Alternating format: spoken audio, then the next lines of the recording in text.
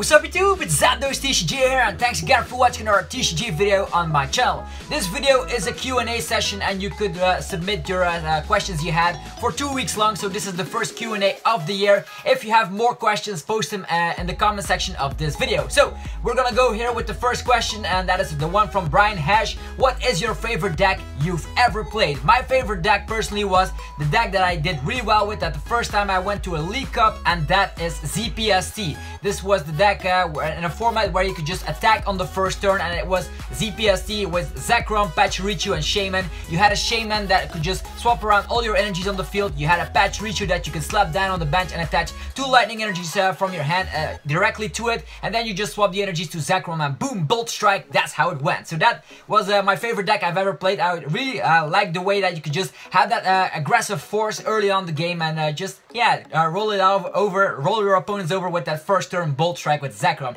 I loved it so much, and if you had some damage on yourself, you could even outrage. So that was the deck that actually won my first league. It was not League Cup, it was called Battle Roads at that time. So that was one of the best moments I've had. Next up is Jave Mario Jr. For starters, your Pokemon raps are dope. Thanks again for that. But first, where are you from? I'm from Belgium in West Flanders, aka Waregem. It's something weird that I pronounce it here. So I'm from Belgium, that's all you need to know. I go to almost every international or regionals in Europe nowadays, so you can find me there if you want to see me face to face. Next up, what is your favorite deck, or actually was your favorite deck in 2016? It was Yveltal EX with Garbodor. I love shutting down the abilities, so I just got myself a Floatstone onto my Trubbish, evolve it, bam, we got Garbotoxin. It's still legal in the standard format, by the way, and you just shut down the abilities, and then you can just use Yveltal with the Evil Ball turn after turn, dealing more damage, and even that Wise Cyclone that it had was really fun. Next up is Stupid Name 47. Okay, this username, he or she had a question, and it was, do you think Metagross GX is going to make a comeback in the format? And my prediction is yes. There is an Ultra Necrozma GX on its way that can actually cause some havoc here and there, because it deals 20 damage, and you can discard, for every Psychic Energy you discard, you deal an additional 80 damage. So if you just discard 2 Psychic Energies from that Pokemon, you can deal 180 damage with Choice Band. That is the perfect number. So I do think if you put in some Ultra Necrozma GXs in your deck with Metagross GX, you just definitely have a solid combination right there. So just saying, just wait for May, where that Pokemon will see its release. Next up is Brian Orgis. I would like to make some Pokemon and propose it to Game Freak one day. Any advice of making Pokemon? Well, I actually do have a little bit of an idea that I already had. I thought about using a Sabertooth Pokemon just with Ice Fangs, and you had 2 counterparts. You had like Sabertooth Lion and a Sabertooth Tiger. We already have the Fire one and the Ice one. I would love it if they make something like that, and then you always have 2 versions in a Pokemon game. One would get the Ice type Tiger, and the other one would get the Fire Sabertooth Pokemon. So that would be one of my ideas that Game Freak should make something with that. Also, I do love myself some good lightning types, so hopefully they make some really unique lightning types in the future. I don't have specific ideas just yet, but lightning types for the win. Another question by Stupid Name 47. What is the best matchups against Zoroark Lycanroc? The best deck in the standard format right now? I could definitely say that Buzzwole is an enormous deck that could just KO this type of deck. Also, Greninja pretty much shuts down the abilities, so late game with N combined with that, then I do think Greninja does have a great matchup against Zoroark Lycanroc. So that is Greninja Break. You have Buzzwole, and I think those are the 2 main Pokemon that can really take a punch out of this Zoroark Lycanroc deck. Also, as a fun fact, Zoroark will be getting a slap in the face because Lucario GX will also see its release, and then we also have a regular Buzzwole, the one that can attack for a single energy to deal a bunch of damage, and also we'll have that item card to boost the Ultra Beast in general. So Ultra Beast boosting Buzzwole even further, so Lycanroc and Zoroark will be going down pretty soon. Do you think the Lissaput Garbodor is still a tier 1 deck? Yeah, I do think it's still a tier 1 deck. We've seen Azul make it work together with some enhanced hammers. He even run 4 enhanced hammers in the deck. So the format right now as it is all about abilities. We have Secret Spring of Gardevoir, we have the Bloodthirsty Eyes of the Lycanroc GX, we have the Trait ability of Zoroark GX, so a bunch of abilities are being played. How could I forget Tapu Lele with Wonder Tag? So all these abilities get shut down as soon as Garbotoxin, the Garbodor, gets a Flowstone or any tool card for that matter attached. So having those abilities shut down and having a GX Pokemon that can deal 120 damage with first impression for a single energy, that is still a very solid deck in my idea and my book here, so it's still a tier 1 deck. Also having that grass type means you're always hitting weakness against Lycanroc, which seems to be huge at the moment. Next is Silvally Metal a good deck? It is really a good deck. The reason that it's been not seeing that many show-ups here is because fighting is so huge. Zoroark is huge, thus for everybody is playing fighting. Buzzwole and Lycanroc are around to eat those Pokemon that are weak to fighting up. And unfortunately Silvally has that weakness to fighting. Not to mention, he will get extra support thanks to the memories that are being released. We have that Lightning memory and Fire memory coming soon. So as soon as Silvally gets more memory types, it'll definitely see its place in the current format here, because you can hit for weakness against anything with those memories attached to Silvally. You already have fighting memory, so you do have an advantage against things like Zoroark as well, but the Lycanroc is still the one that keeps the Silvally down. Next, is Gardevoir going to be as powerful in 2018 as it was in 2017? In my book, I don't think so. Metal support is gigantic. Almost in every set we're gonna see a huge amount of metal type cards. For starters, we have Mount Cornet. Actually, we have the frying pan, the metal frying pan that can actually get rid of all your weakness entirely while just reducing the damage by 30. We also have things like Magnezone getting all metal energies into play as we just love every single turn, all those energies attached.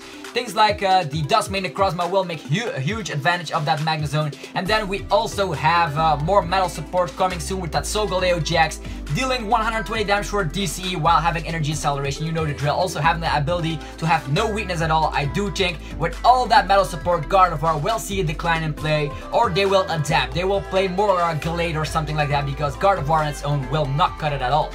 Any anti-meta deck ideas? I definitely glad you asked here. This is Super Rose Gold Saiyan, so Dragon Ball fan here, obviously. So anti-meta decks. Definitely try out Weavile. Weavile puts 60 damage on everything with an ability, so everybody has abilities nowadays. Think about Zoroark, Lycanroc, Decidueye, etc. Everybody has abilities. And with that, Weavile spread 60 on everything and then use Espeon EX to devolve them. Try it out, it's so much fun. You could even just put something else in here to just snipe damage. Tapu Koko damage spread also works out, so definitely try it out, you'll love it. That is one of the anti-meta decks that was on my list. You could also try out some fun stuff with Regis. The Regis, we have Regirock, Regis, and yeah, Registeel and Regigigas. Have not tested the list for that yet, but it's also an anti-meta deck. And since Regirock also hits for weakness against yeah, the huge popular Zoroark, it might be a fun thing with counter energies. Next is Nolo. What was your favorite format? And what deck would you use in the Legacy format? In the Legacy format, meaning you can use Heart Gold, Soul Silver, all the way till the last set that was ever released, I would actually still play Magnezone, Yamega, and Kingdra. That was kind of a weird thing here. It was a combination where you could just use those damage counters. That way you can splash damage counters with Kingdra every turn. And also you have that Magnezone, which puts energies in the Lost Zone, dealing a bazillion damage. And then Yamega attacks for 0 energy. So that was the deck I used to love in that, yeah, my favorite format ever, which was Heart Gold, Soul Silver on. Thinking about those moments, it always gives me the chills because Heart Gold Soul Silver got released on the 3DS, actually on the DS, and I just played that game, played tournaments. It was so much fun. Even the Prime cards, the good thing about Prime cards is that they only give up 1 prize card, and it was just so much fun. The format was balanced. We had some decks like Donphan popping up, and as a matter of fact, Donphan Prime was the entire reason that my channel even started. So if that answers your question here. Next is Roy Cole. Still fairly new here, so how do you know which cards are in expanded or standard? What is the legacy format? On Pokemon.com you actually know the formats here, and this, when the time this video got recorded, we have let's just go from the legacy to standard. The legacy format is Heart Gold, Soul Silver all the way through the newest set. Then we have the expanded set, which is black and white all the way through the newest set. The newest set, by the way, will be Ultra Prism, which will be released soon. I actually go to a pre-release very shortly, actually that's next week. And then we also have the standard format, which is right now Breakthrough onward. I do predict in the rotation in 2018 in September that it will be most likely Sun and Moon on, so which means Sun and Moon and all the sets after that, but now it's Breakthrough and all the sets after that. Focus yourself on standard and expanded because legacy formats are just for fun. You don't even get championship points, I believe, for those particular tournaments, and there are not many. Most of the time it's a standard format, focus on that. And if you want to expand, expanded formats are also fun, but most of the time you will see standard tournaments popping up. Okay. We also had MaxHammers, which is also one of my subscribers that answered your question, so definitely check it out in the video where the Q&A questions got collected. Yeah. Next is Tommy D. Let's just check if I don't forget any of your questions. Yeah, I do think everything got explained here with those formats. If you want to learn more and if you don't understand it quite correctly, definitely send me an email. I'll definitely answer you right there or put it in the comment section below. Okay, Tommy D, your question. What is your favorite set released before the black and white era? My favorite set before black and white. I do think that will have to be Aquapolis. That is a really old set, or maybe Skyridge, the set where you just had those e-reader things besides the Pokemon card where you could just scan them in an e-reader. I think the artwork on those cards look amazing, and the crystal cards, wow, I just adore those so much. I know they don't see playability at all at the time they were printed. It was like era 2000 or something, but I do have a few of them left in the collection, and I think the artwork is just amazing of those cards. You can just tell that they put a lot of detail and input into those cards, even though they aren't the best around, and tournaments were not a big thing right now as they were before, like they are now. It was just so much fun seeing all those artworks. Okay, next is, what is your deck crafting protocol from MaxHammers? My deck protocol is actually just put as many cards on the table as I can and just cut them down. Most of the times I just say, I want this in the deck, a bunch of trainers, energies, and all the Pokemon, and then I say, wow, I'm at 80 cards, I have to cut down 20 cards. Something that is a little bit over-exaggerating here, but that's always how I do it, and then I cut things that are not necessary. I just want to have everything on the table. Let's say I'm making this Decidueye Zoroark list, putting all the cards that I want, like Ultra Balls, Enhanced Hammers, Evo Soda, and sometimes I don't have the space for everything, so I cut down stuff like Enhanced Hammers. I always make it like that. I always have a video, I'll also have a video rather on the channel where I just showcase how I make a deck in particular, so definitely check the channel on how to make a Pokemon TCG deck. You'll definitely find it. I have different formats on there as well. Next is Jasper Demurray. What would be the options if one would like to make a Miltank troll deck? You know the one, Miltank, that everybody got hyped up from Crimson Invasion, the one that you attach an energy and heal 90 damage. Well, if you want to make a troll deck with Miltank, I suggest making it with either Magnezone, which can attach as many lightning energies from the hand as you want during your turn, or maybe the new Magnezone with metal types, and maybe with Gardevoir. Those are the two options I have at the moment. You can just always give an energy with Miltank and heal off all the damage. I think it works a little bit better with Gardevoir GX. Put your Miltank in the active position after you get a KO or something, or maybe use Guzma and have Float Stones. I don't know. If you have that Miltank in the active position, heal up all your Miltanks or your Gardevoirs. It does not even matter. You can heal up everything you want if you have the Miltank in the deck. That's how a Miltank troll deck works. Get that Miltank in the active position, heal off all the damage. Because for every manual attachment, healing 90 damage is huge. Just thinking about it, the format is now filled with things that are two-shotting, like Zoroark, Golisopod, etc. And if you have something like a Miltank together with Gardevoir, you just put that Miltank in the active position, heal off all your Gardevoir, screw the max potions, Miltank is where it's at. And if you want to even go overboard, you can maybe put in Crushing Hammers and stuff, but I don't think that will be consistent. Just try out Miltank on its own, maybe 1 or 2 copies in the decks I mentioned, Magnezone or Gardevoir. You have to play it in a deck that uses abilities to attach a manual energy during your turn. Okay, that was a mouthful, and now the Ferrari kit with a bazillion questions. I don't know if I can fit them all in this video. It will be a really long video, but that at least you get to know me a little bit better than you already do. Okay, question 1. What's your favorite Pokemon? Zapdos. Oh, okay, obviously. Question 2. What do you do for work? I am an IT engineer. I create websites, and I'm specialized in the e-commerce, so that is shopping online. Okay, question number 3. Do you plan on attending an international events this year? I actually already attended the London Internationals. If I find the budget, I might just go to another one, but those are a little bit overseas, and yeah, I don't know if the budget that I have at the moment will fix that. Question number 4 of the Ferrari kit. The questions, if you have questions, put them in the comment section below. We'll have another Q&A session released shortly. So, the favorite thing you've gotten from a fan. I do think the favorite thing is a Zapdos die, and I do think it was I got it from you. It's I always use it at tournaments. It brings me luck. I have even the corresponding dies with just numbers on them. So I do think that Zapdos dies is just the die actually is the best thing I've ever gotten from you. Question number 5. What is your favorite artwork on a card? Wow, that definitely makes me think. I do think that the Rocket Zapdos has an incredible art, and also the one from Aquapolis. I do think the Zapdos has an Aquapolis card. And let me just recheck that because it could be from another set here. Let's just check it out. Hopefully I am correct with this one. Yeah, we do have an Aquapolis Zapdos. I do think those arts of those old school cards look amazing. Definitely that's a Zapdos card, so that's the thing. Question number 6. What era of Pokemon did you miss playing growing up that you wish you could go back and play? An era of Pokemon. I don't know if you mean the TCG in general, but I think I went from Red and Blue all the way through here. I actually never stopped entirely, so that is a good thing, I guess. Maybe a little bit. I do think I missed Black and White too. That is a time and space where I just did not care about Pokemon too much, even though I do think I played the card game, but I was not interested in Black and White too, so that is something.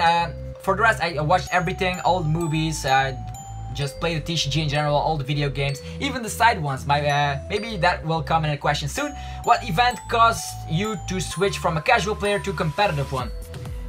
Well, that is funny you ask. I actually opened a pack with my brother, and there was a Donphin Prime and a Hurt Gold Soul Silver. So around the time where Hurt Gold Soul Silver just was huge, I was in the video games, went to a store, saw a pack, bought one, got a Donphin Prime. I wanted to know what's special about the Prime cards, and boom, I got into the competitive scene, made a deck, and went and actually did really well, because that year alone I was second at National, so just went hard while making videos. So, and you guys seem to love the videos, so that's why I put them on a weekly basis, and here's where we are.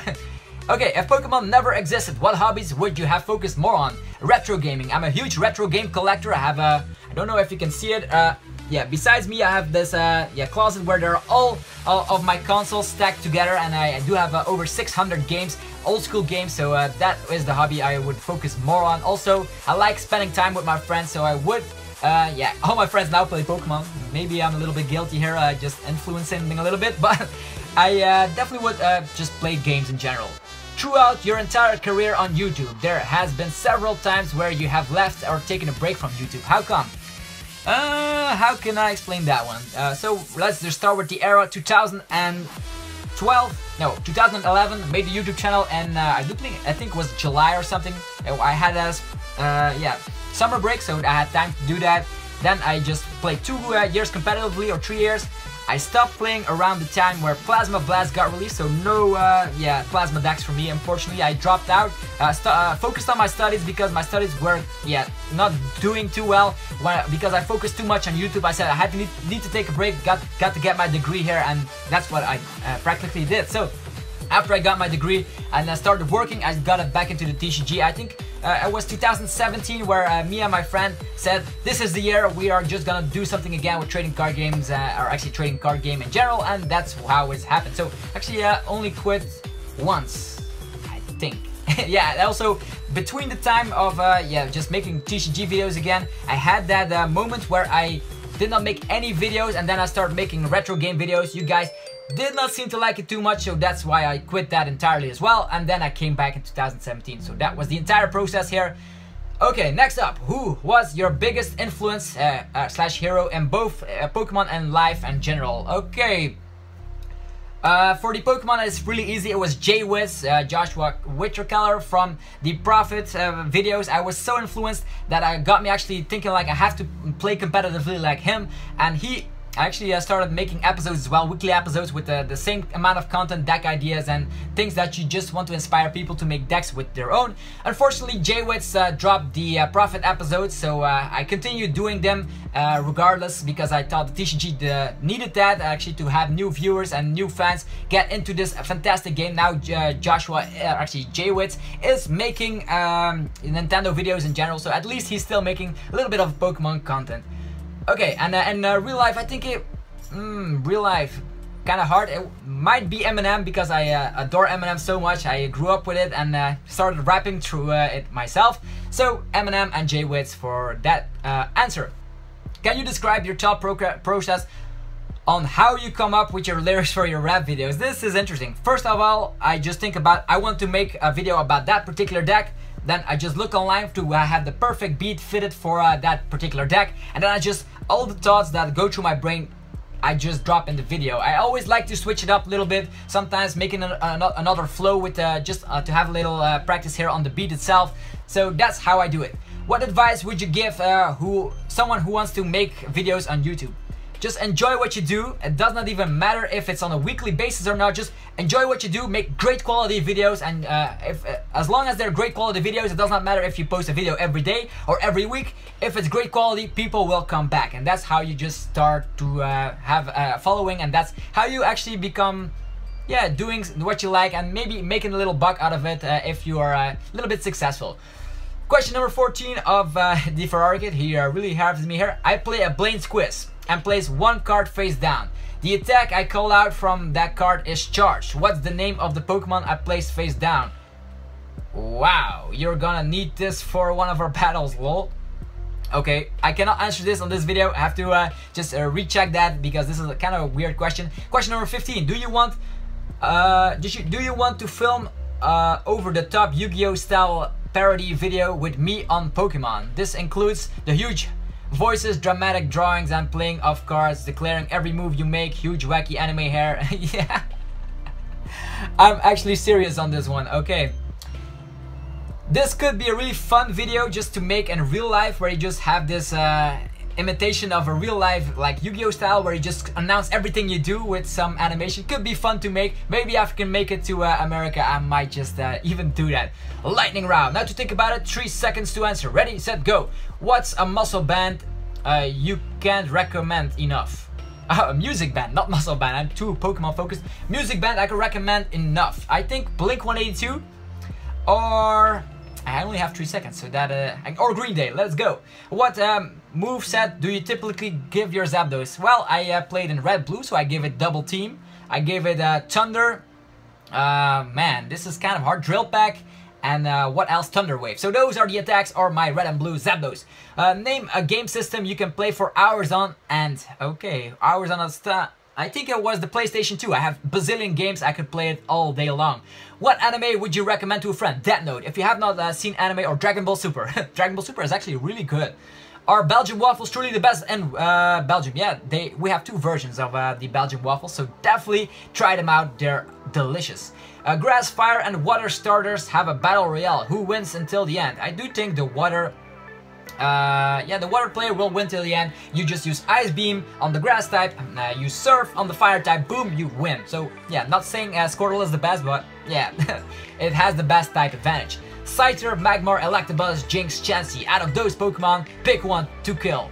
Marry, capture, high five, and send the bill forever. Okay. I would kill the Jinx. I hate Jinx.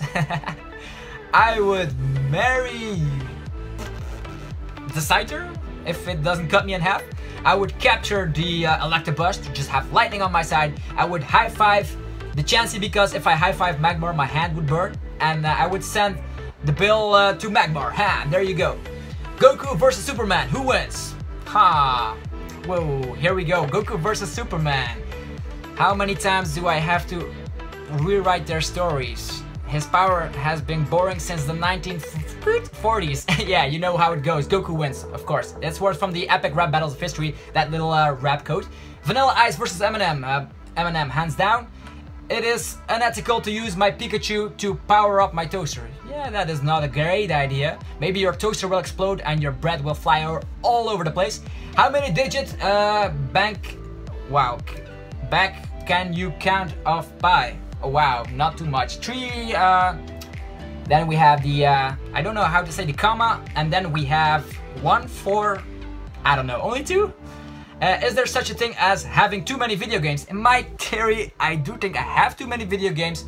I think I'm at 631. Maybe if you want to see my entire game collection, I do think I have that up on the channel if you're interested in games, that is. Is there, okay, you are giving $2 million. What's the first thing you buy? A world trip. Planned out from A to Z. I spend a month time researching everything and I just see the world. That is my life goal actually. You're battling the Pokemon League champion. What 6 Pokemon do you pick to be on your team? Good one. We have Zapdos, we have Swampert, we have Metagross, we have Garchomp, we have Gengar, and I do think we have something else. I think Charizard. So, those are the Pokemon I would pick on my team. Have you heard about the super cool Rattata? My Rattata is different from the regular one. I think it's the, the top pretentious of all Rattata. Okay. Oh, yeah, I have not heard about your Rattata, but show me a picture. And that is all for all the questions I had for this first Q&A of 2018. As mentioned, if you have your question of your own that wants to be answered, just put all your questions in the comment section of this video and we'll have another Q&A session very, very shortly. Anyways, this was ZapdosTCG here. Thanks again for tuning in till the end and I will see you guys tomorrow with an episode on a new deck. So see you guys then. Peace out.